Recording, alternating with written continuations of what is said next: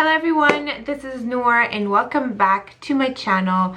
First of all, happy Halloween, you guys. It's finally October and it's that time of the month when I get a little bit artistic and bring out my special effects side, which is my favorite thing to do ever.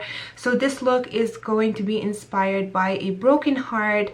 As you guys could see, I don't know if you guys could see the heart on my face, but this is also inspired by an artist that I found off of Pinterest. I will link her name down below for you guys. She also has an Instagram and a TikTok, so I'll try my best to find them and I will leave them down below for you guys. So all the credits for this inspiration goes to her for sure, but I still added my own twist. I made it as a broken heart with some cracks. I also made some glitter tears and I added some rhinestones here, and I really wanted to kind of replicate her blue heart, but you can feel free to do any color you want. I had a lot of fun creating this look. Just to let you guys know before I go ahead and start off the tutorial, all my Halloween tutorials this year are going to be fast forward, just because editing Halloween tutorials are the longest thing ever.